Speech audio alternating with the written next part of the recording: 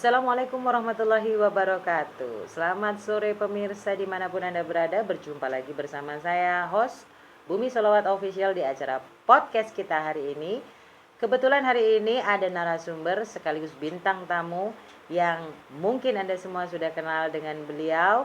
Nama lengkap beliau adalah Hirna Socha Panggayu atau lebih dikenal dengan nama Socha Lida 2020.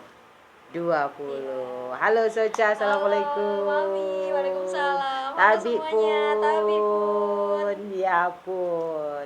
Sehat Ocha ya? Alhamdulillah. Alhamdulillah. Jadi benerin nama lengkap Hirna Socha Panggayu. Hirna Socha Iya. Panggayu. Panggilannya Socha. Socha. Iya. Oke, dari dulu kayaknya panggilannya Socha. Tapi sekarang lebih jadi ibu Socha guru. Lida. Ibu guru. Socha. Profesinya apa nih? Guru apa nih? Guru seni budaya dong. Guru seni Iya. budaya ya. Tapi musisi tetap. Tetap. Biduan tetap.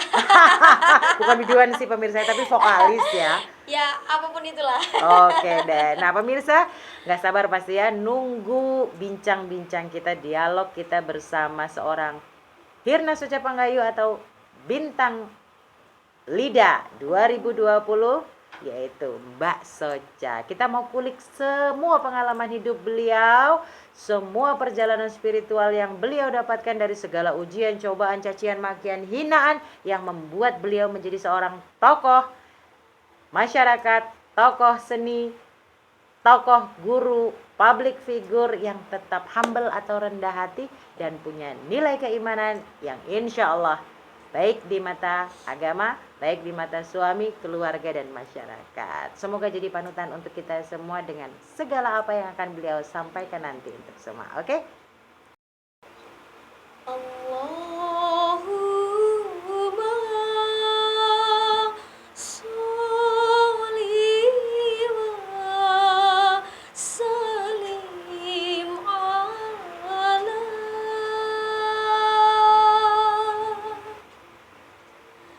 sayyidina wa maulana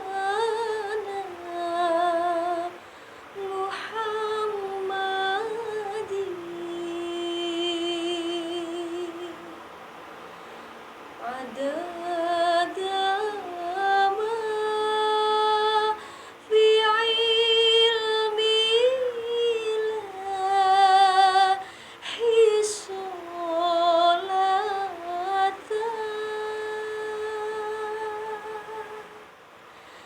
دائمة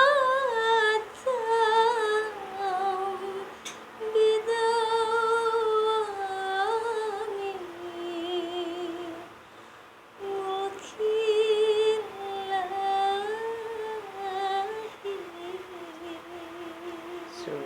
Subhanallah, merdu sekali pemirsa. Rasanya adem, bahkan air mata ini nggak bisa lagi dibendung. Terima kasih. Sama-sama Mami.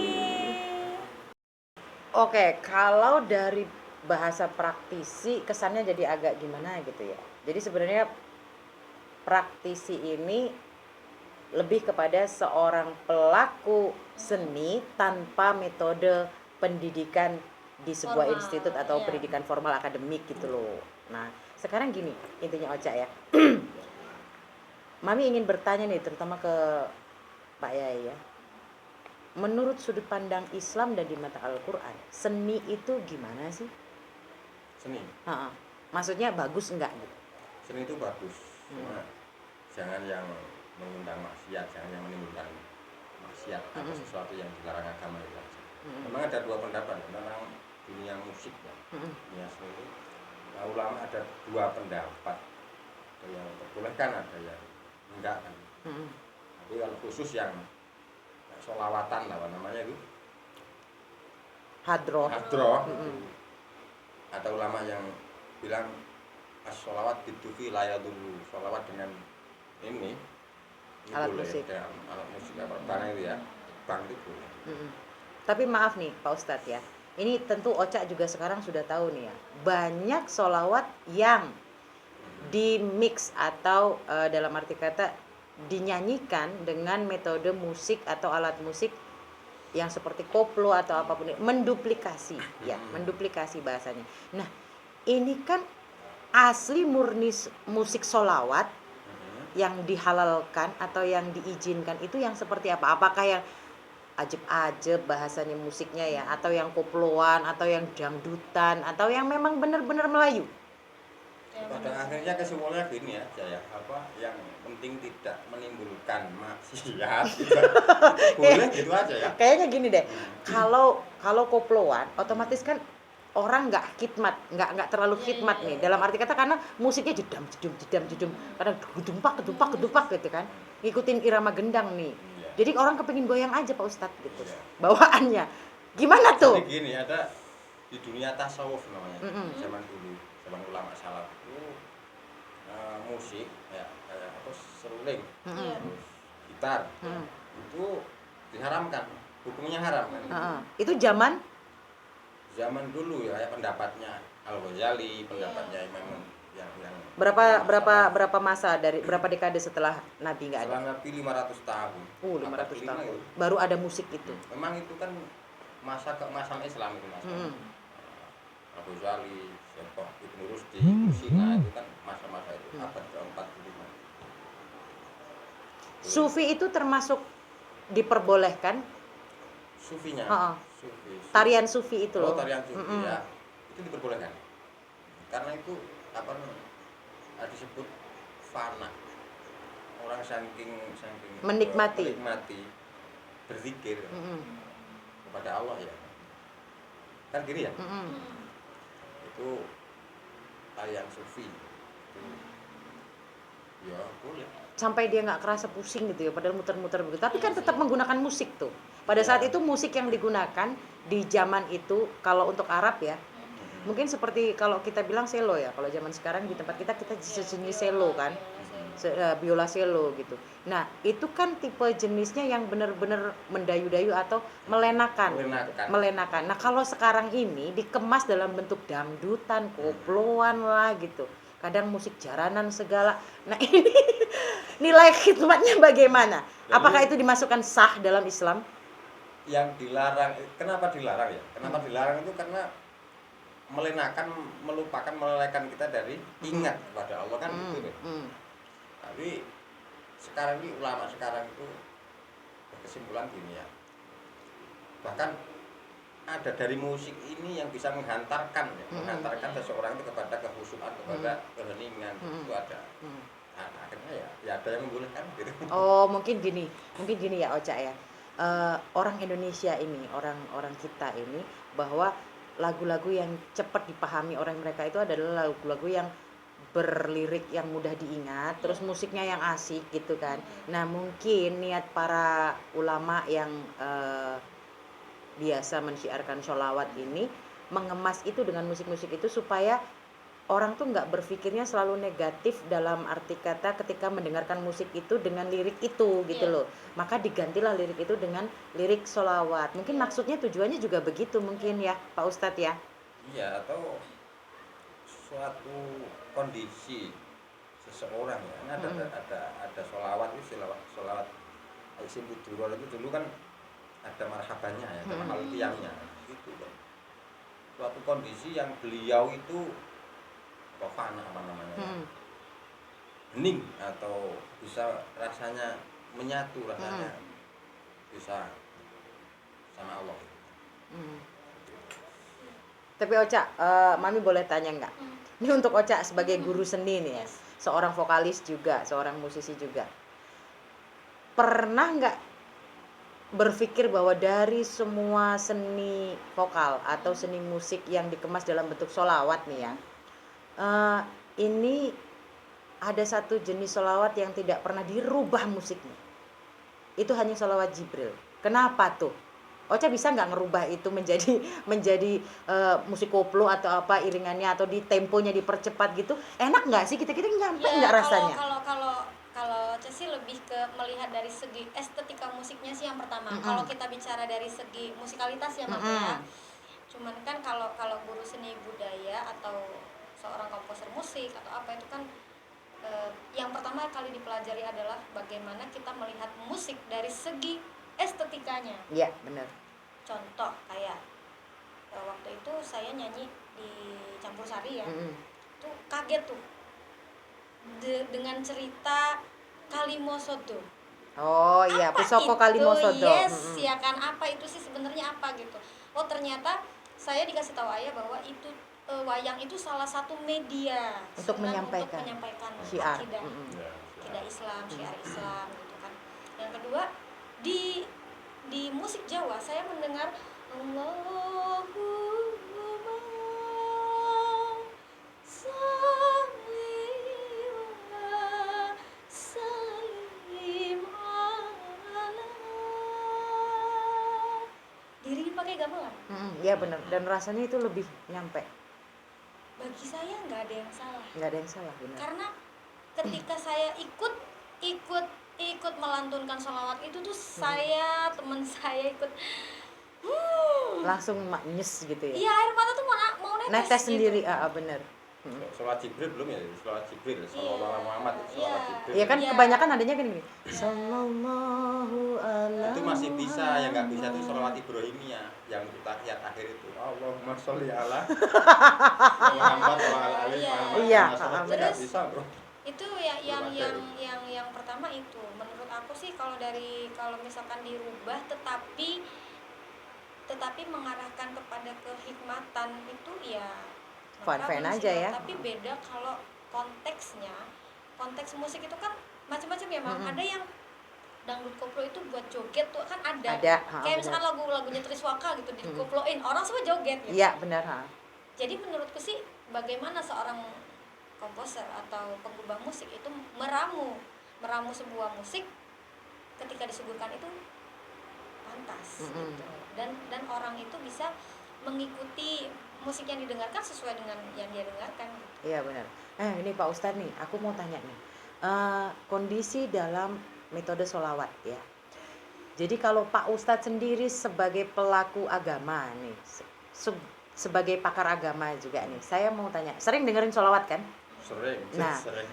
Sering banget malah Sering ya, karena banget. memang diajarkan di pondoknya Iya, kan. ada ya. Nah sekarang gini Pak Ustadz, ketika sholawat ini menurut sudut pandang Pak Ustadz sendiri atau saya atau Ocha nih ya sebagai musisi, kalau menurut Mami Ocha, menurut saya Pak Ustadz ya, kebanyakan pendengar sholawat yang diversikan koplo atau diversikan ini sekedar melantunkan tapi tidak sampai meresapi loh. Iya.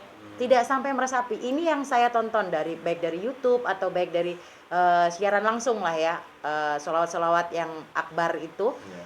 Itu saya rasakan kurangnya kepekaan atau penghayatan dari audiens atau penonton ini, yang didengar hanya musiknya asik gitu. Terus ngikutin. Beda kalau sholawat yang sama Habib atau sholawat yang sama siapa tuh, Mam? Biasanya Habib kan Syekh. ada tuh ya yang bareng-bareng loh Pak Ustadz. Biasanya kan ada kayak pengajian tapi yang memang khusus sholawat itu Oh, loh, ada ya kan? sholawat apa Terus gitu, terus pakai alat musik Darbuka apa segala macam. terbangan yang sholawat itu benar-benar emang alat musik yang asli dari Arab. Iya benar, ya tapi kan tetap aja nadanya atau musiknya, liriknya kadang-kadang diarahkan ke koplo atau ke ini kan tetap. Maksud Mami ini gini loh, sebagai audiens ya, sebagai audiens saya sendiri, kadang saya tidak sampai gitu loh. Karena apa ya? Karena terpengaruh dengan musik Iya, gitu. iya. Nah, ini untuk audiens yang biasa, apalagi yang umum, apalagi gitu loh. Sementara kalau memang benar-benar dilantunkan dengan perlahan, dengan khidmat, dengan rasa, Pak Ustadz, ini ukuran seniman loh Pak Ustadz. Pesannya sampai gitu. Kan sesungguhnya sholawat itu salah satu cara memuliakan Rasul. Iya. Masa iya sih Pak Ustadz dengan musik yang agak temponya cepat, dengan agak gedebak-gedebuk begitu gitu. Koplo ya. Jadi kurang resep gitu rasanya, kurang resep gitu di hati gitu. Tapi mungkin beda untuk kawula muda ya, untuk Iya, makanya itu kan cuma senang kumpul juga bisa jadi Iya, Pak bisa Ustadz. jadi, ya. Nah terus ini, Ocha pernah dengar bahasa suluk nggak? Suluk dalam sholawat itu ada suluknya, atau mungkin dalam jenis waktu kita nyanyi campur sari atau sinden ya, ada suluknya. Suluk itu apa sih Pak Ustadz? Mungkin supaya Mbak Ocha paham nih bahasa dari suluk. apa visi dunia apa seninya apa gimana ya? Ya maksudnya dari pandangan Islam tentang sholawat yang diberi Ada- suluk ada gitu. suluknya. Mungkin kalau kita dibilang intro kali ya. Ral gitu. Oh, ralnya, Oh, ada oke, ralnya oke. gitu. Suluk itu untuk pembuka kan biasanya Iya. kan. Itu biasanya dalam bentuk Solawat. Heeh. Ini yang dari solawat ya. Yang dari sholawat yang kita kupas. Itu gimana maknya? Maksudnya kalau diberi suluk itu lebih mengena nggak di perasaan Pak Ustadz sendiri sebagai penikmat sholawat? Kan kalau solawat itu dari bahasa Arab, Mm-mm. misalnya saya tahu bahasa Arab atau artinya yang mengena, tapi kalau yang enggak ya enggak ya. Heeh. Enggak tahu bahasa. Gitu. Berarti Oh. berarti benang merahnya sebenarnya selain kita itu mempelajari sholawatnya, kita juga mempelajari maknanya ya Mami. Iya harus tahu maknanya Iya. apa. Apalagi solawat itu kalau itu kan pujian sanjungan kepada Rasulullah ya. Mm-mm. Kalau kita tahu maknanya itu akan lebih Betul. bisa dirasakan. Iya. Iya benar. Heeh. Kalau enggak cuma mungkin Ya cuma ngikutin nikmatin aja, musik aja. cuma Oke. ngikutin doang bisa. Ya, kumpul-kumpul Benar. aja gitu. Sama seneng kumpul-kumpul aja kan Iya. Pak Ustadz ya. Berarti itu kan kita udah ketemu sebenarnya, Mas. Nah, sebenarnya ketemu. Berarti yang salah itu sebenarnya bukan kemasan musiknya, Bukan. tapi kembali lagi ke diri Ke niat, kita. ke niat Iya, kita. itu Ini nama mau lebih niat itu ya. Yes, betul banget. Itu sebenarnya Mas. nggak cuma hanya di sholawatan loh Pak Ustadz. Sebenarnya di pengajian atau di tablik akbar juga kadang-kadang anehnya ya, hanya cuman kepengen ngelihat sosok penceramahnya gitu. Atau buat konten. Nah, Biasanya tuh Hanya ya begitu. kalau ya zaman sekarang Pak Ustadz ya zaman digitalisasi yang semakin Modern. Ini kan kadang ibu-ibu tuh ke pengajian itu bukan cuma pengen lihat penceramahnya loh Pak Ustadz. Iya. Salah satunya itu Selfie. pengen update status. update Oh, gitu. status. Jadi akhirnya nggak ketemu nih, nggak ketemu nih ketika ditanya ini. Saya pernah tanya Pak Ustadz. Terus tadi isi ceramahnya apa? Apa Nggak gitu? tahu Nggak jawabannya tahu. begitu. Tahu ya. Iya. Itu masuknya gimana? Ada hukumnya nggak itu? Cuma gini loh, itu yang penyelenggara pengajian ini. Ha-ha. Ini kan tujuannya syiar aja sebetulnya. Iya. Kalau itu mendapatkan isi dari pengajian itu ya hanya sekian pesan aja. Iya. Mm-mm. Intinya untuk syiar aja, Iya. pengajian-pengajian. Oh, gitu. Bisa digelar. Berarti memang poinnya itu benar-benar kita ini nih harus berusaha sendiri untuk belajar agama secara Menyeluruh maksimal ya. sama. gitu. Nah ini sekarang Ya, nih. secara agama tapi harus ada jurusan kan. Iya, Nah. jangan sampai tersesat ya Pak Ustadz ya, Iya, gitu. Karena banyak yang tersesat loh. Banget, Iya. banget. Nah sekarang gini Ocha sama Pak Ustadz nih ya. Ini kembali kepada tema kita hari ini, yaitu emansipasi wanita Dari tadi di belum. sudut pandang Dari tadi belum ketemu. belum di sudut pandang Islam dan Al-Quran. Oke. Nah ini yang terjadi nih Pak Ustadz nih. Mbak Ocha ini atau Hirna Socha Panyunggayu ini adalah seorang pendidik, pengajar, seorang guru. Berarti kan berkarir, Iya. bekerja gitu kan. Nah wanita yang berkarir ini itu menurut sudut pandang Islam itu jatuhnya gimana sih? Jatuhnya bukan berarti nilainya jatuh bukan ya, maksudnya Jatuh. cariin Enggak, cariin. enggak. Sudut pandang Ya, Islam sudut itu pan- bagaimana? Sudut pandang dari sudut pandang Islam, jatuhnya hukumnya itu mubah. Mubah itu artinya apa? Bahasa Arab ini ya. Nah. Mubah itu diperbolehkan, boleh-boleh saja, bahkan Nah. itu menjadi nilai ibadah. Dihukumi sedekah apabila seorang istri bisa membantu suami itu dinilai sebagai sedekah. Itu ada bertentangan nggak dengan bahasa yang begini Ocha? Katanya wanita soleha itu yang jarang keluar rumah Pak Ustaz. Yang jarang keluar rumah atau meninggalkan rumah gitu. Ya, Jadi nggak cuma di mesti, rumah kadang aja. yang di rumah aja maksiat aja, apa suaminya digemplang terus ya lama-lama Ini nggak curhat kan Pak Ustaz? Nggak curhat kan Pak Ustaz? nggak curhat lo ini saya hanya baca aja. Iya, iya. Jadi Oh, nggak. berdasarkan fakta ya Pak Ustadz ya, Iya, gitu. gitu. Tapi emang bener nggak sih Pak Ustadz ada atau mungkin dalil kah atau mungkin hadis kah gitu yang menyatakan bahwa wanita muslimah yang baik atau muslimah yang sesungguhnya ini yang jarang keluar rumah gitu, bener nggak sih? Kok jarang keluar rumah ya fasolihatu Ustadznya aja ketawa. fasolihatu qanitatun hafizatun lil ghaibi bima hafizallah. Ya wanita yang soleh yang solihah ya. Solihah itu ya qanitatun yang taat kepada Allah, kepada suami, hafizatun lil ghaibi, ketika di rumah itu menjaga kehormatannya, menjaga harta suaminya kan seperti itu. Itu aja. Jadi kok enggak paten atau enggak mesti kalau yang solihah itu di rumah aja kutu aja itu Lempeng-lempeng aja gitu nggak juga ya Pak Ustadz Kalau ya? yang di rumah aja istrinya, nanti yang ke pasar siapa Mami? Nah benar, berarti golongan seperti kita ini masih termasuk muslimah lah ya gitu. hukumnya tadi kan mubah, Mubah. boleh Mubah, saja. boleh Yang boleh penting aja. tapi ada catatan yang penting tidak maksiat. Artinya pakaiannya harus syar'i, harus menutup aurat, terus apa ya, tingkah lakunya di jalan itu harus jangan terpesona ibaratnya. Nah, Gitu. sekarang Gitu. nih, bagaimana nih kalau seorang pekerja seni seperti Mbak Ocha nih, kan harus bermake up, Iya. ya kan? Tebel kadang-kadang kalau lagi manggung kan. Iya. Nah, ya Kalau kan? di rumah betul juga. Enggak, kalau di rumah Sebenarnya saya sama sesuai permintaan suami sih, Pak. Iya. Kadang suami tuh pengen ngelihat, oh, coba sih kamu make upan gitu. ya, Coba enggak. Memang gitu, kadang suami itu pengen Sesuatu yang berbeda. memamerkan istrinya juga, kadang-kadang seperti itu. Nah. Kalau lihat istrinya kok kusut ya malah jadi malu kan. Nah, kadang-kadang begitu ya Pak Ustadz. Dan ini saya mau pertanyakan nih. Katanya bersolek untuk wanita ini Persoalan ini. dandan Pak Dandan. Ustadz. Dandan. Jadi jadi gini, Pak Ustadz nggak pernah bersolek. Enggak, Pak Ustadznya polos. Polos banget, lempeng-lempeng aja gitu. Jadi gini Pak Ustadz, bersolek itu katanya dalam Islam loh ya. Iya. Perempuan ini kan sumber hawa nafsu, syahwat, Iya. penggoda syahwat laki-laki. Nah, makanya perempuan yang baik itu yang natural-natural aja gitu kan. Begitu katanya solehah itu kan, begitu. Muslimah yang baik itu yang natural-natural aja. Nah, kalau golongannya kayak Ocha kayak saya nih, host tetap aja pakai lipstik, dandan gitu. Beliau ini penyanyi loh gitu, musisi loh gitu. Ngajar juga sekarang pakai lipstik Pak Ustadz gitu. Ya, Nah, ini auratnya aja gimana? kan, auratnya aja ya. Suaranya aja kan aurat. Iya. Nah, Suara. nah itu gimana tuh? Sementara beliau penyanyi.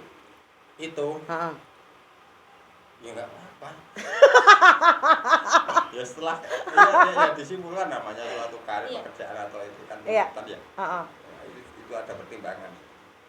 Berarti sebenarnya Islam itu agama yang mudah ya. Intinya Sangat. tergantung niat si penyanyinya dan tergantung manusia yang nonton juga gitu kan. Iya.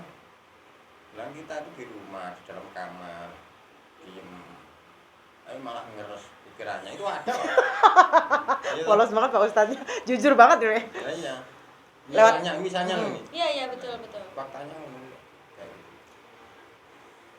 Ocha sendiri Oke. pernah nggak sih dizolimin orang atau dicemooh orang karena profesi Ocha sebagai singer atau sebagai penyanyi gitu, sebagai musisi? Pernah lah, Mam, pasti Heeh. pasti di body shaming, kemudian dilihat dari sudut pandang negatifnya. Heeh. Tapi ya kalau Ocha sih awalnya memang shock. Mm-mm. Awalnya tuh kayak kok orang-orang tuh enak banget sih ngehakimin gitu kan ya gitu. Emang ada urusan apa, ngerugiin tah gitu kan. Heeh. Tapi lama-kelamaan ya kebel aja gitu. Cuek aja lah ya. Iya, bodo amat. Yang penting kita nggak minta makan sama Iya. mereka kan, begitu nggak ganggu Betul. hidup mereka, nggak Betul. ganggu suami mereka. Betul. Tapi kalau suami mereka yang terganggu karena kita itu bukan dosa kita kan Pak Ustadz. Bukan. Walaupun kita sebenarnya sumber maksiat juga katanya. Ya enggak lah, Mami. Katanya wanita itu penyebab utama maksiat, katanya kan begitu. Dari betis aja gitu atau dari suara aja kata Pak Ustadz tadi. Iya, suara aja. Tinggal Iman seseorang. laki-lakinya kayak apa nih, Iya. Mas. Iya benar. Betul. Rata-rata laki-laki itu kuat imannya, imronnya nggak kuat. Ocha mau tanya apa nih sama Pak Ustadz? Tanya kayaknya semua pertanyaan yang ada di benak aku tuh udah dijawab hari ini, Mam. Hari ini udah Iya, dijawab. udah dijawab semua. Kalau saya malah pengen bertanya terus nih, Pak Ustadz siap kan? Siap-siap. Atau mau minum dulu? Oke, monggo kita Monggo. minum dulu. Ocha silakan minum. Oke. Oke, sekarang buat Ocha nih. Ada yang ingin ditanyakan kepada beliau? Iya, sebenarnya ada nih Pak Ustadz, dari percakapan kita yang tadi yang udah panjang kali lebar kali tinggi. Luas banget. Tiba-tiba muncul dalam benak saya tuh gini. Kan banyak ya kategori wanita muslimah, istri soleha gitu. Iya. Apalagi saya sekarang ini sudah menjadi seorang ibu dan seorang istri gitu kan.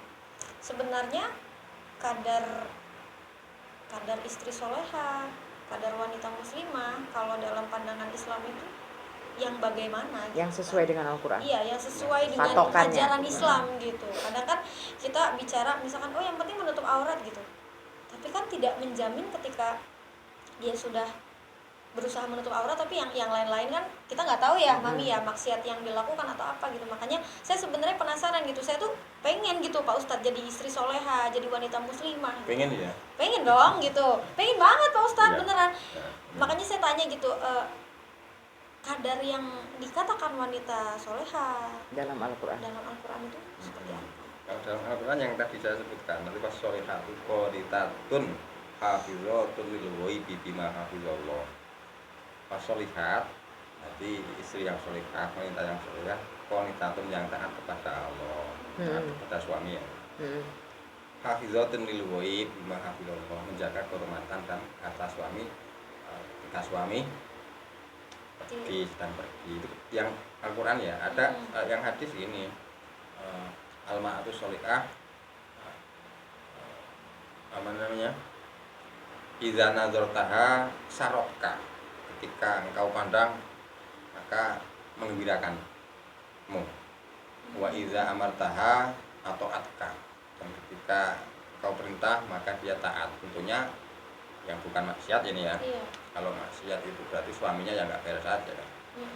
Terus wa idza ghibta nganha hafizat, hafizat fi nafsiha wa malika. Ketika kau pergi meninggalkannya maka dia menjaga kehormatan dan hartamu. Itu kriteria wanita solihah, Quran maupun hadis. Ya. Ocha udah paham ya? Berarti kalau misalkan kami berdua misalkan punya kesepakatan, boleh kerja. oke, kamu kerja, saya kerja. Ketika suaminya ridho, Ridho ya Sah ya, bisa, berarti nggak apa-apa ya? nggak apa-apa. Tapi kalau nggak ridho, ya sebaiknya ya jangan. Iya. Enggak, tapi maaf Pak Ustadz, ini ada yang agak sedikit ingin saya pertanyakan tapi agak melenceng sedikit ya, tentang penerapannya. Penerapannya. Kenapa saya sering melihat kejadian-kejadian yang justru bersumber dari orang-orang yang paham agama, yang kesannya justru lebih semena-mena terhadap istri atau terhadap perempuan. Dalam arti kata gini, ini entah ajaran memang asli pemahaman mereka sendiri, beliau-beliau ini sendiri atau umat sendiri dari Indonesia, atau memang mengadopsi kebiasaan dari luar nih, bahwa wanita itu lebih kesannya lebih seperti diperbudak.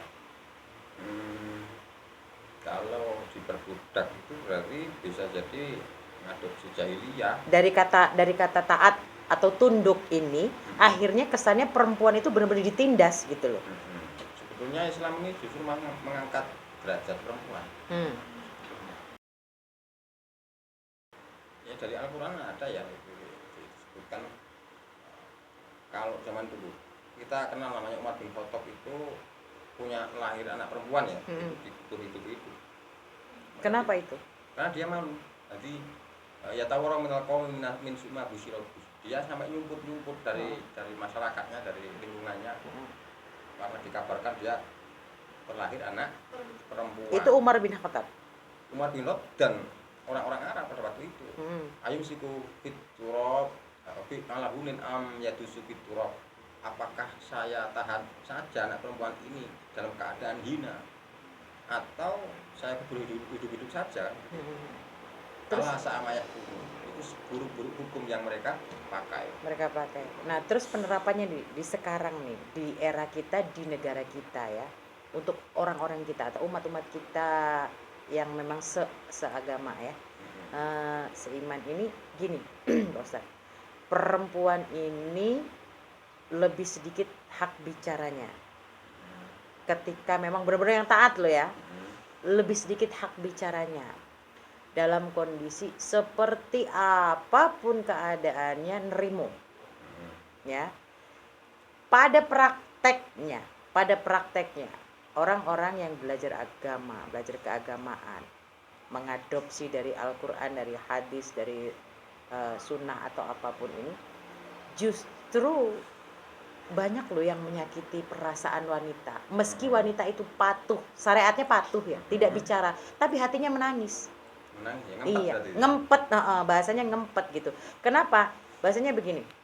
Kalau patokan saya atau Ocha mungkin ya, bahwa seorang suami ini adalah seorang imam, seorang guru, seorang ayah, seorang kakak, seorang sahabat, seorang pelindung, penjaga, pemelihara juga sifat-sifatnya ya. Nah, tapi kadang perempuan ini disakitin dengan bahasa kasar lah, dihardik lah, atau disalahkan dari sedikit sesuatu yang kita sempat lalaikan karena kelelahan, karena kerepotan, karena apapun. Nah, ini kan bukan sesuatu yang mendidik kami gitu loh. Ya. Ini yang membuat kami mau berontak, tapi kami takut kami menjadi istri yang durhaka karena tidak taat. Tapi kalau kita pendam, akhirnya kita keloro-loro bahasanya orang Jawa. Banyak yang keloro-loro.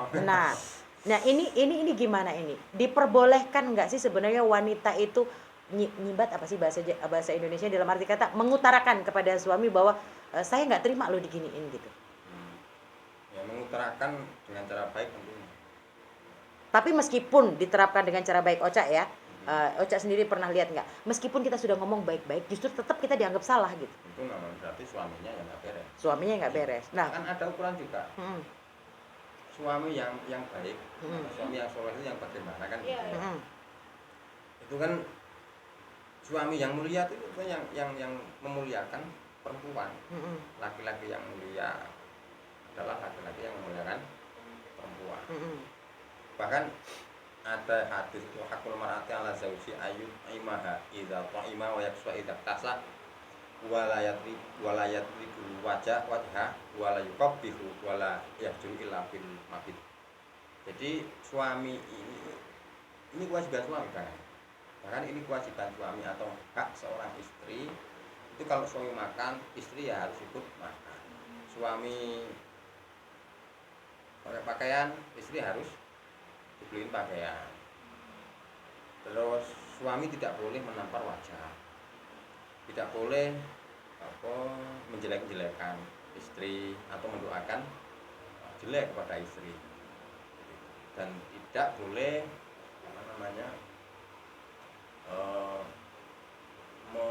mendiamkan itu, Tidak menghiraukan ya, Pak, ya? menghiraukan itu kecuali di dalam ranjang.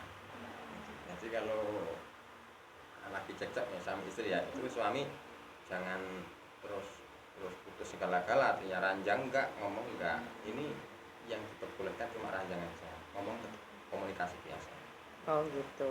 Nah ini sebenarnya koridor dalam Islam ini sedikit lebih jelas ya menurut kita ya, Ocha sebagai perempuan. Berarti kita punya hak untuk bertanya, kita punya hak untuk menyangkal, atau kita punya hak untuk mengutarakan gitu loh. Punya. Bahwa kita tertindas gitu. Ada itu ayat Al-Qur'an itu. Walahun namithlu ladzi alaihinna bil ma'ruf wal rijal alaihinna darajah wallahu azizun hakim. Jadi bagi perempuan itu ada hak. Berarti kewajiban bagi suami hak perempuan, hak istri berarti kewajiban suami. Untuk memberi kesempatan berbicara ya, salah satunya, Pak ya. Iya. Begitu juga sebaliknya. Ada hak seorang suami, itu berarti kewajiban seorang istri. Sama-sama punya hak, sama-sama punya kewajiban, dan itu sudah ditata dengan adil oleh agama kita ini. Jadi kan sebenarnya gini, baik Ocha ataupun saya nih Pak Ustadz nih, kita sudah sama-sama paham ya bahwa tugas seorang istri adalah menyempurnakan ibadah suami, menjadi penyeimbang. Jika ada kekurangan dari suami, maka kita isi dengan kelebihan kita. Jika ada aib dari suami, kita tutup dengan kebaikan kita. Bahasanya kan begitu. Intinya menjadi suami atau menjadi istri adalah saling melengkapi, kan begitu. Sebenarnya kita sih kalau batasan perempuan pada umumnya ya, nggak kepingin lo kerja kan begitu kan, nggak kepingin berkarir, pengennya sih di rumah ngurus anak, ngelayanin suami gitu ya. Tapi Pak Ustadz nih, ketika sudah di rumah nih, sudah ngelayanin suami nih, sudah ngurus anak ya, badan beleber sedikit, kita dibanding-bandingkan, agak kucel sedikit, kita diduakan gitu. Nah ini sebenarnya begini ya, dalam arti kata kok nggak adil banget sih jadi perempuan gitu loh. Kita ngabdiin sepenuh hati kepada suami, ngurus rumah tangga seperti yang diperintahkan oleh Al-Quran, seperti yang diajarkan oleh Kanjeng Nabi atau oleh nabi-nabi kita. Secara syariat kita coba terapkan, berkata halus sudah, masak yang belajar sampai muka cemang-cemong ya, supaya suami senang di rumah. Giliran begitu, apa yang didapat perempuan? Malah dibanding-bandingkan. Kedua juga kadang anak belum mandi yang disalahin perempuan, duit belanja habis yang disalahin perempuan, badan gemuk disalahin perempuan, kan begitu kan. Terus enggak cantik yang disalahin perempuan. ini kapan perempuannya bener gitu. Udah ngikutin Ya, syariat. kalau kayak gitu berarti ya suaminya yang nggak bener ini. Nah, Pemikirannya. pemikiran suami yang tidak benar. Ini kah yang boleh kita ikuti? Atau haruskah kita patuh dan taat dengan orang-orang seperti ini? Diingatkan. Diingatkan, sudah nih, malah ngajak ribut akhirnya. Ngajak ribut. Mm-mm. Disabari dulu. Disabar. Karena gini, kalau perempuan sabar, istri sabar atas kekerasan suami, kejahatan suami itu nanti akan dapat pahalanya Asia, istri Firaun. Masya Itu Allah. terus Tapi yakin nggak, kuat nggak begitu? Intinya sabar, kita ngenes. Kalau menurut saya sih Pak Jujur Ustadz kan? ya, Mending ngenes lebih bukan gitu sih. Karena gini, kadang kita menikah itu kan tujuannya apa? punya banyak tujuan ya, punya banyak tujuan. Terus saling mengenal. Bukan kan kalau dalam Islam nggak ada pacaran Nggak ya. ada taruh. Iya. Ketika menikah itulah sebenarnya media kita mengenal pasangan kita gitu. Dan kembali lagi, hidup adalah pilihan. Ketika kita memilih untuk mengalah, ada orang-orang yang hidup itu memang hidupnya ngalah aja pokoknya gitu. Ya dia bisa melakukannya dengan hati yang ikhlas, ya lakukan. Tapi ada juga Pak Ustadz orang yang gue nggak bisa nih diginiin gitu. Nah kan sifat orang beda-beda. Iya, Ya, memang beda. ya gitu. Dan juga terkadang sifat laki-laki itu memang macam-macam Pak Ustadz ya. Ada yang memang pokoknya tuh kata istri tuh salah gitu. Gue yang benar gitu kan, saya yang benar. Tapi ada juga ketika dia salah, terus istrinya berdoa, ya Allah sadarkanlah suami hamba gitu. Nggak sadar. Ternyata dijabah di sama Allah. Nggak dijabah malah. Beneran nih dia tiba-tiba gitu. Berubah. Maafin aku ya, aku tadi salah bla bla bla bla gitu. Dan itu juga ya itu tadi emang semua itu Proses ya. proses dan emang kembali ke diri kita gitu. Kita mau milih yang mana gitu. Dan menurutku sih masalah nanti akhirnya gimana, ya itu tadi, hidup itu adalah pilihan, bener nggak Pak Ustadz? Ya, itu pilihan, jodoh pilihan. Betul. Karena kita kan nggak dijodohin Mas. Iya benar, yang menjodohkan kita itu Tuhan gitu. Iya, betul. Cuman gini Pak Ustadz ya, perempuan itu kan tulang rusuk, bukan tulang punggung. Ini kita berhubungan dengan wanita karir ini tadi ya, emansipasi wanita, kesetaraan wanita. Jadi wanita terlahir sebagai tulang rusuk, bukan tulang punggung bahasanya begitu. Tapi karena keadaan wanita kadang diposisikan untuk menjadi tulang punggung, entah oleh orang tuanya, entah oleh kakaknya, entah oleh suaminya, entah oleh adiknya, atau oleh anak-anaknya bahkan, kan begitu ya. Nah, sementara perempuan ini kan notabene makmum. Makmum itu berarti mengikuti imam. Nah, sebenarnya posisi perempuan-perempuan independen dengan pola pikir logika mereka yang modern, dengan kemampuan mereka berkreasi, kemampuan mereka berdikari, akhirnya itu akan membuat wanita itu terlalu mandiri gitu. Jadi nggak tergantung lagi dengan imam gitu. Nah ini kategorinya ridho imam seorang imam ini justru akan menimbulkan kesesatan nggak sih bagi perempuan? Karena lingkungan loh membentuk ya, siklus pekerjaan ini lingkungannya akan membentuk karakter perempuan ini gitu. Gimana tuh? Jadi pada dasarnya tetap begini, ar-rijalu qawwamuna 'alan nisa. Laki-laki itu di atas atau mengatur atau memimpin perempuan-perempuan atau istri-istrinya kan. Bima faddalallahu ba'dahum 'ala ba'din. Karena si laki-laki ini seawal pernikahan ya sudah ngasih mas kawinnya. Terus yang bisa jadi wali ya laki-laki, yang bisa jadi imam laki-laki, terus apa lagi, saksi juga laki-laki, banyak yang sebetulnya diperankan oleh para suami, para laki-laki. Bima faddalallahu ba'dahum 'ala ba'din. Tapi kemungkinan ada sebagian dari perempuan, dari kaum istri dan kaum perempuan ini yang mungkin lebih, yang mungkin yang kayak diceritakan di Mbak tadi ya, dengan keadaan yang memaksa sehingga bisa si istri tadi bisa menjadi kayak laki-laki ya. Iya benar. Menjadi tulang punggung malah seperti itu ya tetap seperti itu, tetap imam itu laki-laki. Cuman kan tadi sudah saya sebutkan, kalau istri yang kayak gini ini nanti apa yang dia dapatkan, perjuangan apa, ini menjadi sedekahnya, menjadi pahalanya. Nanti di akhirat itu ya dia dapat pahalanya nanti di akhirat. Oke deh. Ini kalau pengalaman saya secara hati ya, secara pribadi. Jadi pemahaman saya begini, setiap manusia itu lahir dengan wujud dan bentuk yang berbeda, karakter atau tabiat sifat yang berbeda, ya. Tapi sesungguhnya mau mereka imam atau mau mereka makmum, kan di situ ada ucapan Allah yang mengatakan, aku tidak melihat siapa kamu, derajatmu, ilmumu, statusmu.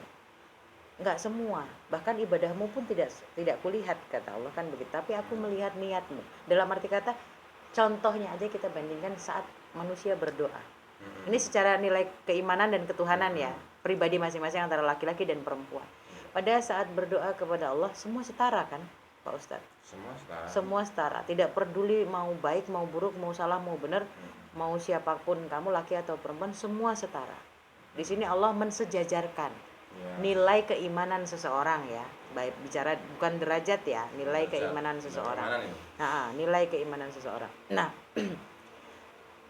berhubung dengan nilai keimanan seseorang ini, maka sesungguhnya kalau yang saya rasakan sendiri bahwa terlepas seorang istri membantu seorang suami mencari nafkah, kita sudah tulus nih karena tahu bahwa apa yang diberikan suami tidak cukup nih ya, dan kita sudah menerima nih, bersyukur sudah, tapi nyatanya memang belum cukup kan.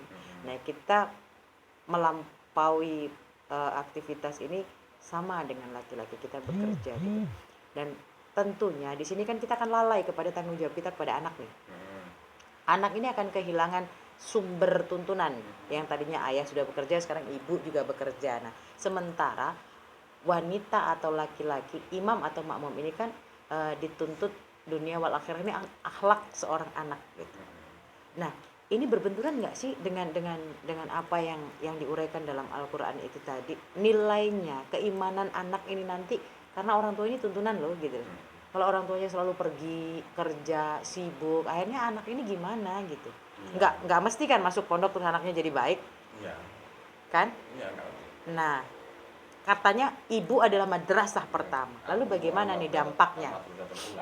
Bagaimana dampaknya? Sementara kita tahu bahwa finansial atau ekonomi kita benar-benar nggak akan terpenuhi kalau kita tidak sama-sama bekerja. Lalu dampaknya secara nyata di dalam Al-Quran untuk efek terhadap anak keturunan ini bagaimana?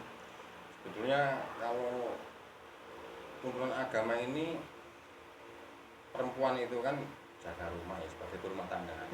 Jaga rumah, jaga anak, jaga harta suami, yang ngurus anak, melayani suami kan seperti itu. Suami cari nafkah, maka ada kata-kata rojul itu laki-laki, dengan rijlun kaki, berarti harus jalan cari nafkah. Yang cari nafkah ini suami, tapi kan ada suami itu yang punya keterbatasan sehingga cari nafkahnya kurang, tidak mencukupi untuk kebutuhan. Nah, ini ya akhirnya istri ikut bekerja untuk cari tambahan bantu suami. Nah, ini bagaimana anaknya? Seharusnya ya diatur-atur aja gimana nanti supaya sampai nggak kehilangan sosok seorang ibu, tuntunan dari orang tuanya gitu ya. Berarti garis besarnya Ocha mungkin tinggal kesadaran si imam, kesadaran si makmum, kedua bagaimana kolaborasi atau kerjasamanya, dan bagaimana pemahamannya seorang imam dan makmum atau suami istri ini tentang ajaran-ajaran Al-Quran. Toh batasan-batasannya dalam koridor agama dan Al-Quran sudah dijelaskan kan begitu. Ini kita kembali ke Ocha nih.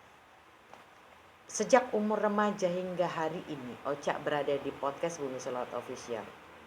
Di perjalanan hidup yang seperti apa sih yang akhirnya dengan rentan waktu, kurun waktu sebegitunya, dengan lika-liku sebegitunya, Ocha benar-benar memahami ajaran Al-Quran dengan hati ya. dan merasakan pertolongan Allah sebenar-benarnya, bahwa Allah itu nyata, ada menyayangi kamu, adil kepada kamu, dan benar-benar dekat sama kamu. Itu di peristiwa-peristiwa seperti apa sampai menemukan itu? Apa sesudah berumah tangga atau sebelum? Banyak hal, Mam. Yang pertama ketika saya selamat dari maut, waktu itu lagi mau KKN, kecelakaan, ya kan? Itu kayak mimpi Pak Ustadz ketika saya selamat. Kok selamat ya gitu, dalam hati gitu. Kalau ngelihat kendaraan seperti itu tuh orang udah mikir tuh satu bis mati semua tuh gitu kan. Ketika saya bisa ngelihat lagi, walaupun dunia tuh kayaknya gelap gitu, disitu saya bersyukur, ya Allah masih ada di dunia gitu, masih dikasih kesempatan, buat memperbaiki semua salah, semua dosa. Dan langsung ingat dosa memang Pak Ustadz. Mungkin ini karena saya durhaka mungkin sama ibu, atau durhaka sama ayah, atau pernah menyakiti hati sesama, atau mungkin ini buah dari perbuatan saya yang tidak baik mungkin gitu.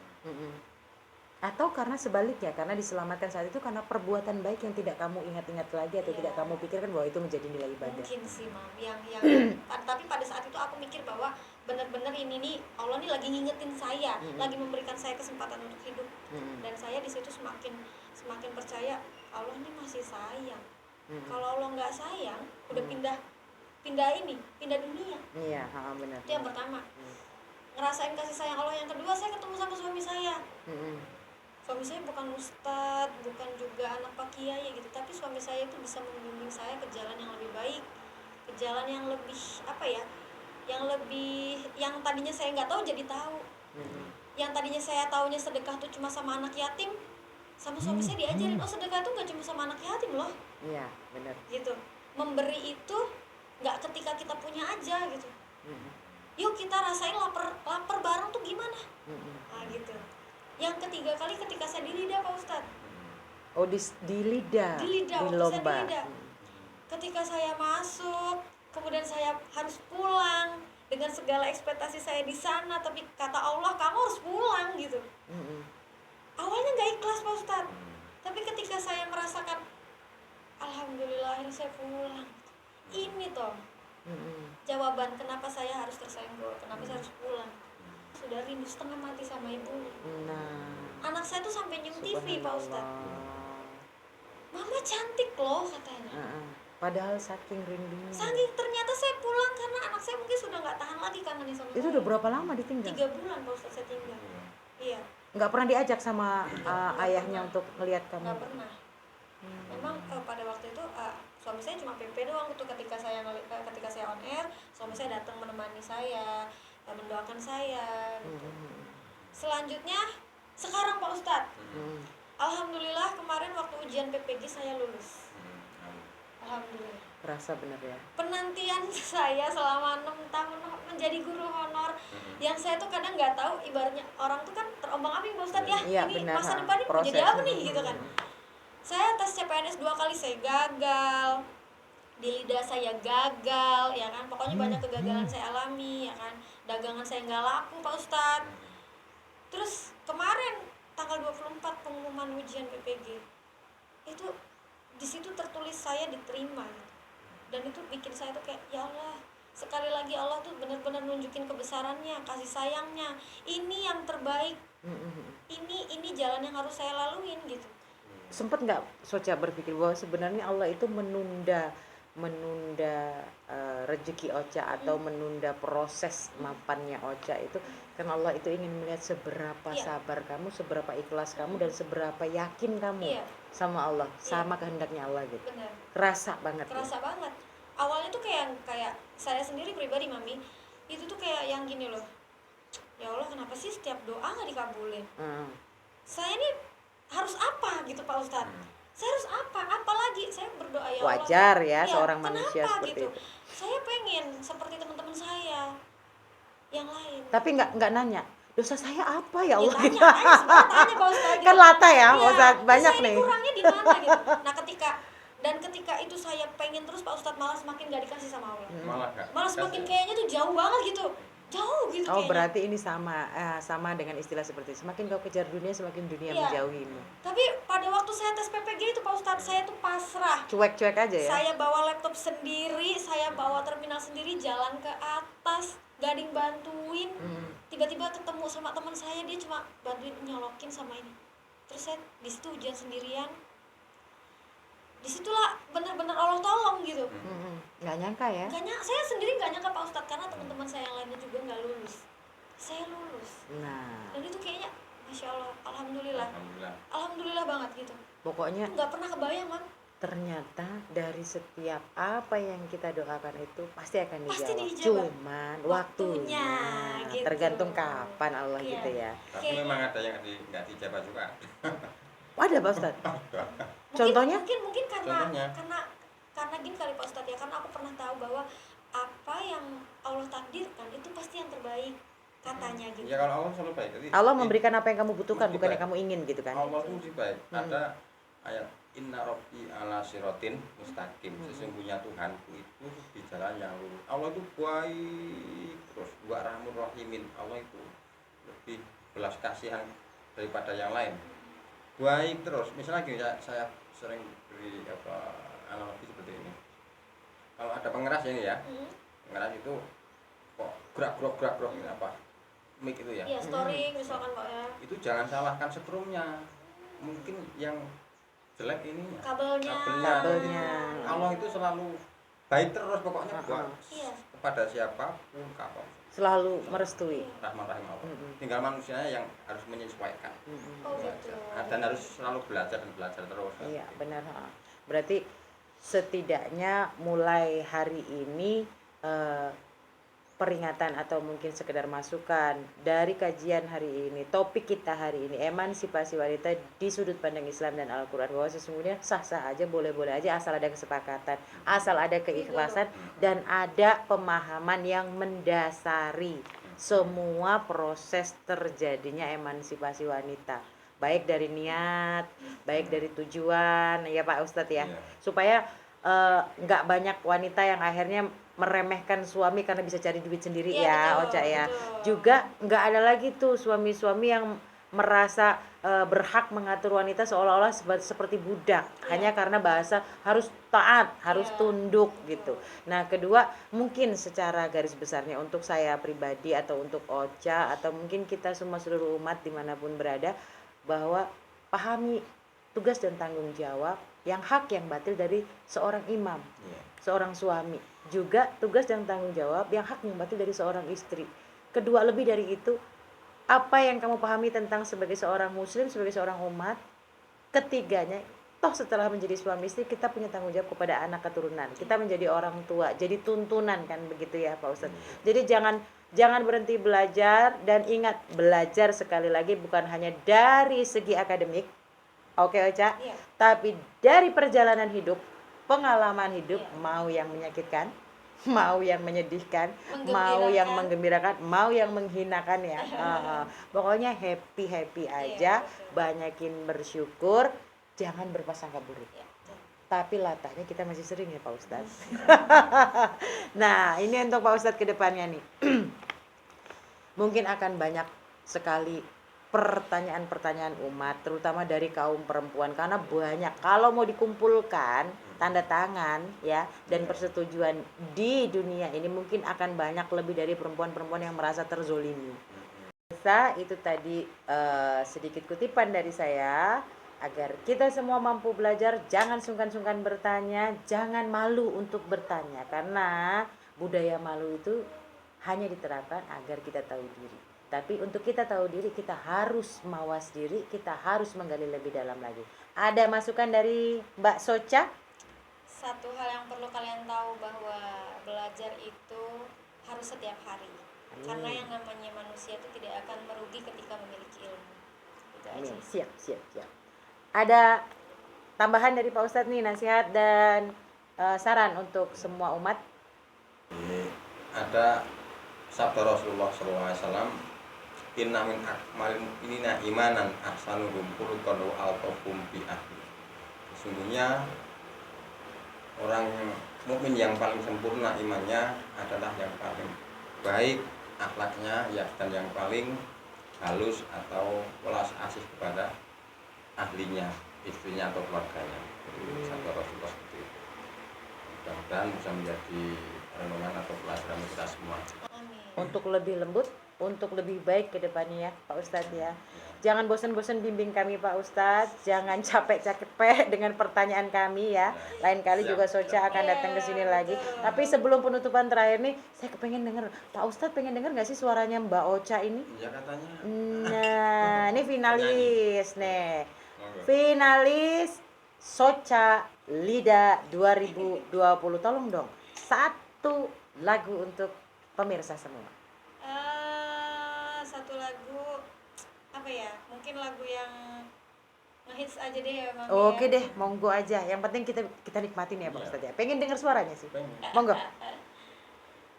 Ku lepas dirimu dengan ikhlas, moga Tuhan jagakan dirimu dan dia.